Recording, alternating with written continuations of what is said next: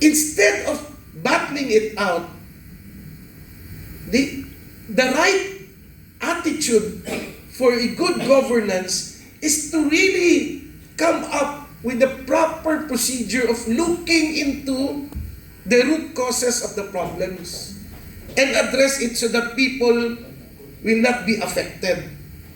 You know, in an organization, tandaan nyo to, sino ba ang gumagawa ng problema? Tao.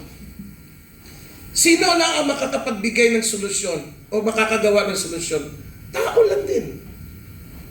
But, as leaders, you need also to widen or make your ears bigger in that sense that you are also ready to listen. Makinig kayo. Because, you know, kaya nga kami sa PDP, every time may BMS o every time may training, may pagtitipon, we always treat each other equal and give them the opportunity to speak out. You know, there are a lot of social impacts for this. Kulang ang 1 oras o 2 oras, 3 oras ito. But I'm telling you, I'm just looking at one single context kung paano na-divide ang ating bansa, and even to the most basic unit of our society has been affected to it or by it. Itong impeachment na to.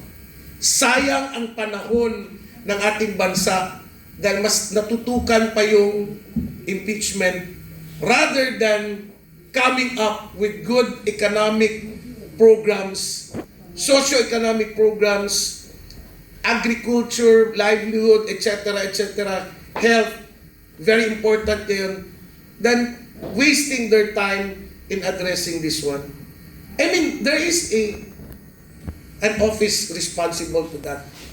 And I think it should be given to them. I know impeachment is a very unique process, especially for those mga impeachable and high officers.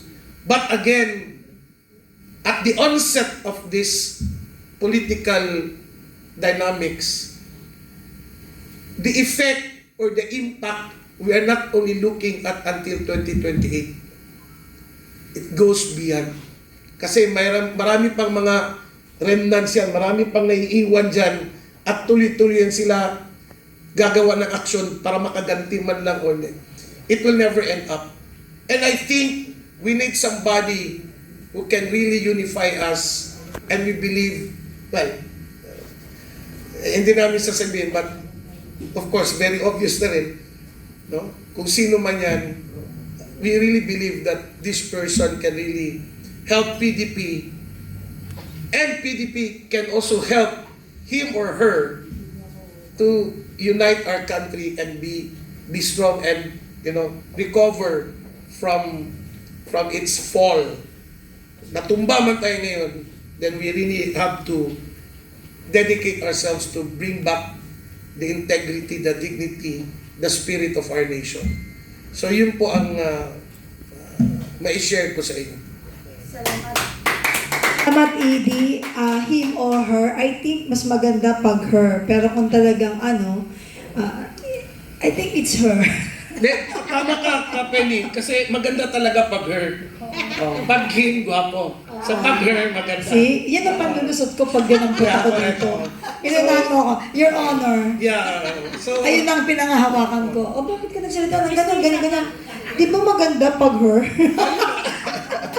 Ang galing talaga ni Kajoy. Anyway, pagsasalitain ko ulit yung ating dalawa na kasama. Kasi, our time now is 11:35. We still have time. Hanggang 11 tayo, ka-Astra.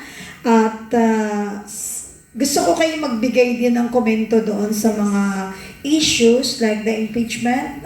Yun po yung mainit na mainit ngayon. And some of our members and party mates, and of course some of our media friends and bloggers, medyo malulungkot sila.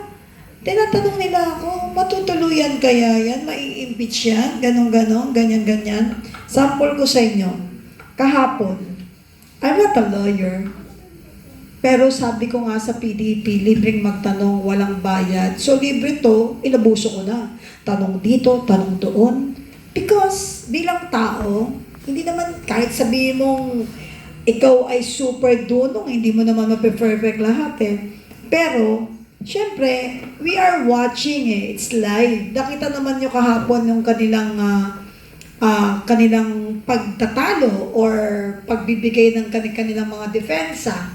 Like yung pag-differentiate ng original at photocopy.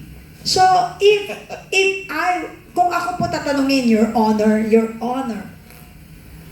ito ba ay tama at dapat nating paniwalaan na ang original ngayon ay katanggap-tanggap na daw sa SC na ang photocopy ay katumbas na ng original? My God! Kung katumbas na po ang original sa photocopy, lahat po ng pera, ipapapotocopy ko na para dumami ang pera namin. Di ba? Pwede ba ilagay sa maleta yan? Yung photocopy na Opo. pera? Yun na lang po ang pinakabasihan. Sabihin na naman nila, pilosopo yan, pilosopo.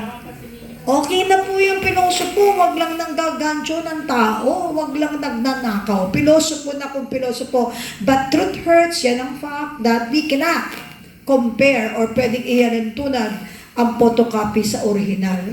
Kapag yan ay nagkatotoo at tinama ng kung sino mang nakatataas o kataas-taasan, pagkatapos ng kapihan, kami po ay magpapapotocopy na ng pera ng ito'y dumami.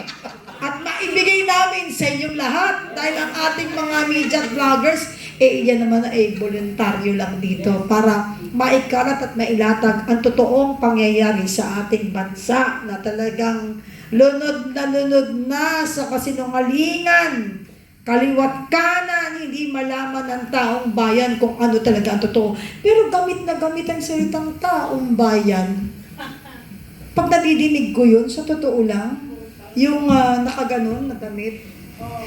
Dati lagi ako nakaganon. Ayoko na magsuot ng ganon. Ayoko. Ano sabi niya? Ngayon na, we will entertain some of the yung mga komento dun sa ating live, no? Siguro tulungan ako ni Kaivet. Kaivet, tingnan niyo po yung sa live natin, yung mga komento. Baka pwede natin bigyan ng pagkakataon na mabasa rin natin. At mabigyan pagpapalagay yung mga komento nilang nakakatawa. Sige. Bago mag-komento, sige, maghanap ka muna kayo. Actually, Kapenigo, gusto ko kasing susugan yung sinabi ni Ka Joy, no? Pa sure po, Kaivet. Yung ano ba tong impeachment na to, no? Tandaan natin. Because, Tatanungin ko talaga, Kaivet, sa iyo bilang abogado. Yeah.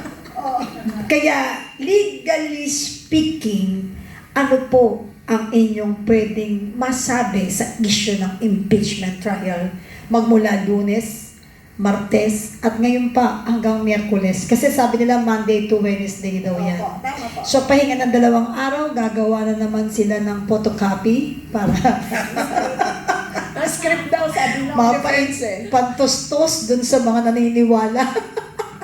Please, I'll give you the floor, Kaya. Alright. Maraming salamat, Kape.